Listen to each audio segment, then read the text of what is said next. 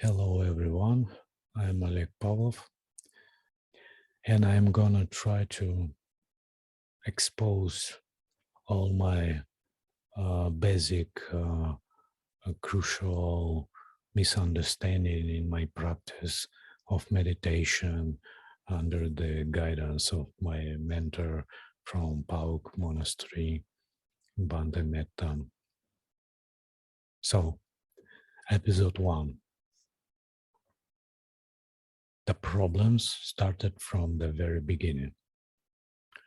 That is with the initial instructions for meditation on the breath, but the object actually is not important. All of this is relevant for every object of meditation. So it just so happened that I got these instructions from several representatives of Pa Auk. And these instructions were actually identical. This is absolutely clear instruction from the suttas and commentaries. You just keep your attention on inhalation and exhalation and keep your attention at the point of contact of your breathing in the nose or upper lip. The challenge of this practice is not to get distracted from this object. In the future, you should get to a state when you are not distracted at all for an hour at least. Not to be distracted means that there is no extraneous thoughts at all. Absolutely.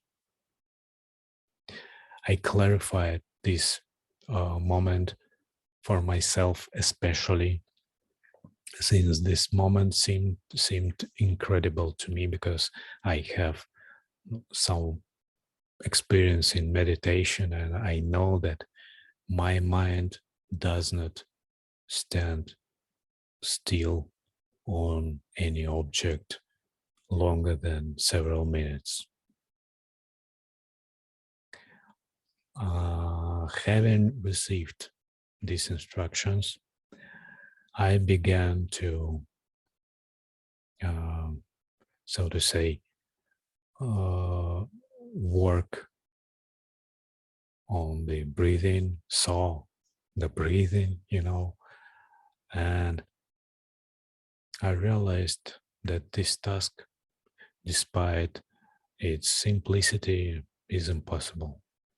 The mind just did not stand still as it was in my previous experience.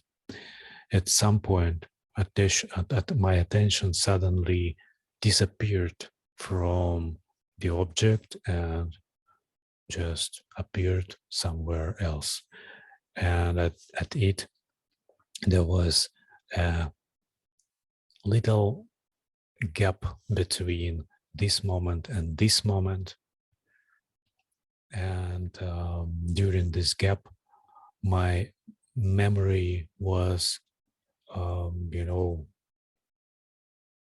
zeroed. I had to remember about my object and come back to the object. This was micro zeroing, but that was inevitable. Out of my willing, out of my practice. And that was not progressing at all. Several minutes, and that's all.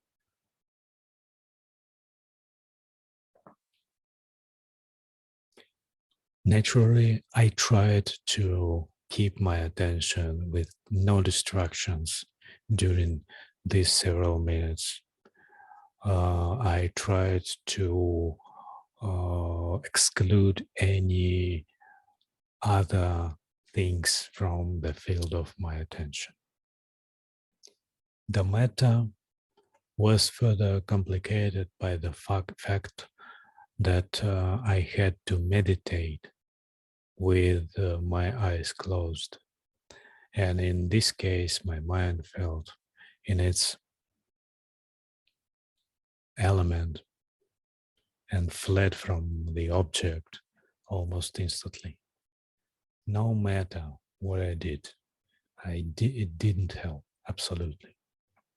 The instruction to constantly carry the object with you in everyday life also worked in the treasury of this understanding. To me, this instruction about daily life sounded like you should, you know,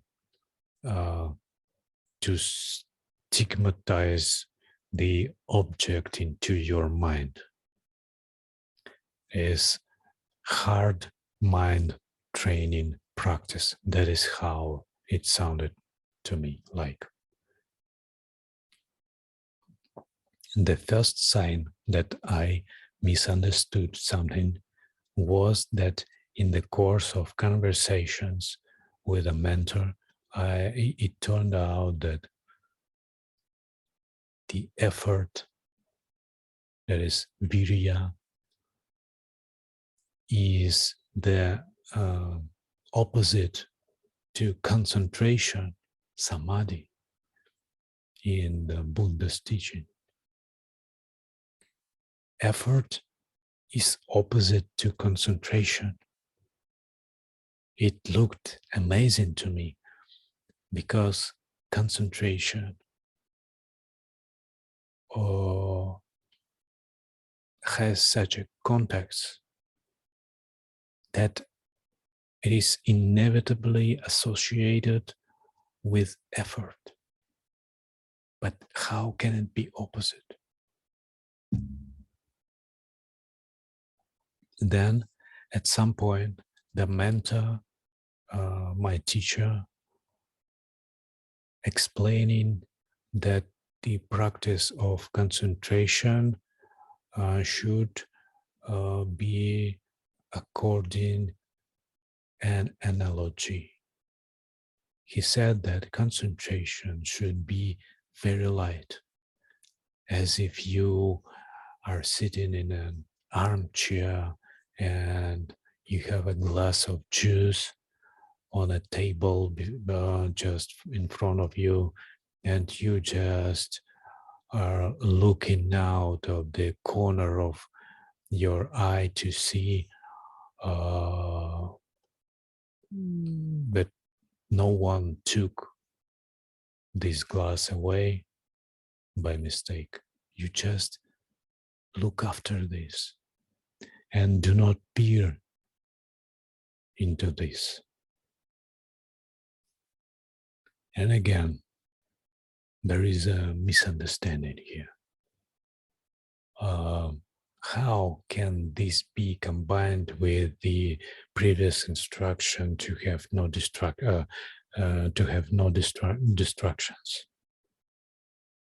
You either watch the glass out of the corner of your eye, or you look it in such a way that there is no distractions. If you look at the glass so that you are not distracted by anything else, it is not the same that you just look after this. It seemed to me that these two instructions contradict each other. But one way or another, since I still could not hypnotize the glass, I gradually with help of my teacher, began to shift towards a mode of concentration that was fundamentally new for me, when you neither peer into the object and do not lose it. In the modern world, modern people, um, for them, it is unusual to use their attention in this way, because we in our daily life constantly either look at something or ignore it. We either look into smartphone, monitor, or road in when we are driving the car and so on, or goods in a shop, or we just ignore it. We almost never have the open perception. But some time ago, maybe some decades or centuries ago, people lived mostly in in a mode of open perception, open mind. He can just sit and do nothing, or say they herded cows or something like this. It did not demand any concentrated, fixed, narrow attention. So when those people got such kind of instructions, they fulfill them in another way than we do. So it took me some time to master the mechanics of this process, and even more to understand it, since it was absolutely unusual mode for my mind, as I said before. In meditation, we essentially turn off this mode of peering mind, thinking mind. We turn off it. Gradually, we go beyond this mode. And only in this case, when our thinking mind is still, is unfocused, our attention can be focused, actually focused and motionless, still. So only in this case, the instruction to be with object during an hour is possible. But I understood it much later. In the meantime, I floundered, not really understanding what was happening and what I was doing. This is not a training. This is a matter of, a skill, like when you are learning to ride a bike, for example. You should catch a balance. This is not about the training of muscles and so on. So I caught a balance. Here, I would like to make an intermediate pause and talk about what this error, mistake leads to in general. according to my observations, about 90% of people in Western with a Western background, including Russia, when they receive these meditation instructions, they understand them rightly as poorly as I described above. But most of them have no opportunity, have no possibility to refine their understanding. And that is why they either fail in their practice and the practice of meditation becomes stressful for them, frustrating for them because of all of this, neural connection between the meditation and stress. So they just exit from the practice of meditation.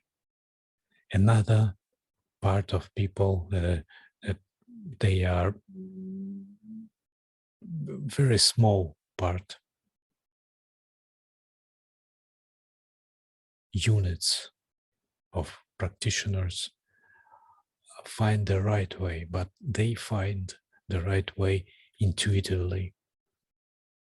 And if you find the right way easily, intuitively, you cannot explain the practice to others because the problems are not reflected by you. And third part of those who try this practice, despite the fact that they did not succeed in this practice, they continue to believe into Pa Auk instruction, say, or Mahasi Sayadaw instruction and so on. They believe that this is the only way, only right way. But they believe that this wrong practice is the only right way. They maybe believe that they have a lack of good karma, and they just maybe have to do something good, and maybe after some time they will be able to practice this way with no problem. So their belief, their faith is blind, actually, and wrong. And as a result, we have a sort of rigid, dogmatic core of adherence around these traditions. So, how should this practice be like? What is the correct understanding here? Bhante Metta told me that even a child can apply the instructions given by the Lord Buddha. And now let's imagine that a child was given an instructions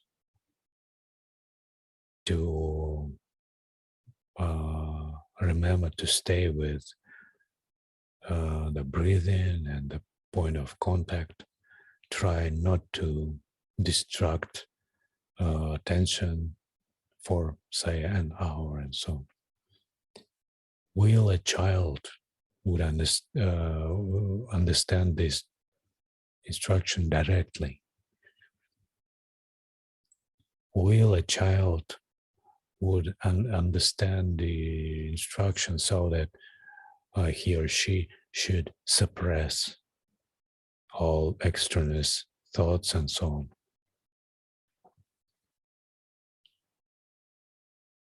I suppose that such way of practice wouldn't even cross his or her mind. So the key point here is the analogy with the glass on the table I mentioned above. We must cultivate median concentration. You know, on the one hand, you do not bite into the object with your attention and do not peer into that. But on the other hand, you are not distracted from it if possible, if it is possible. You keep an easy eye on the object.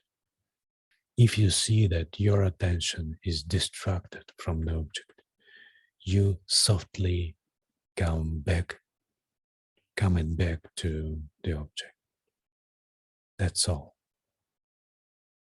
When a teacher talks to you about the need to be not to be distracted from the object for like an hour, it means that we must wait for the mind to come to such a state when it does not get distracted. We should not force it not to distract. We should wait. When practicing concentration, we should rather relax. We should not try to narrow our peripheral attention. We should not do with that anything. We simply remember the object, look after it, stay here and now, stay in the mindfulness. If attention is distracted repeatedly, we gently return it to the object, patiently, without any frustration. Effort is required only for this.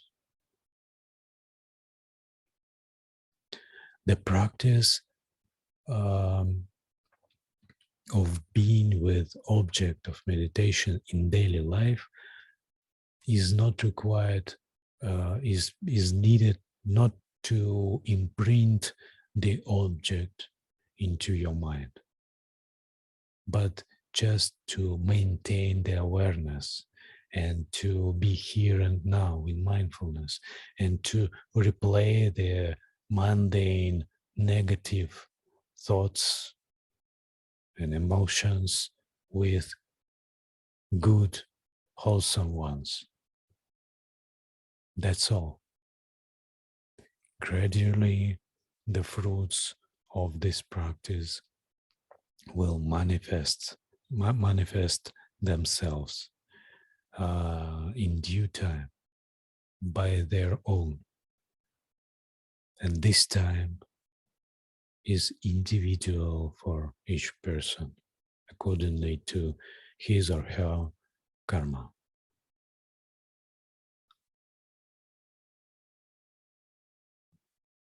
The state in which our mind is not distracted is a fundamentally different state of mind compared to our daily state of mind with which we begin our practice in general and each session in particular. So that was the first cluster of misunderstanding in my practice. Thank you very much.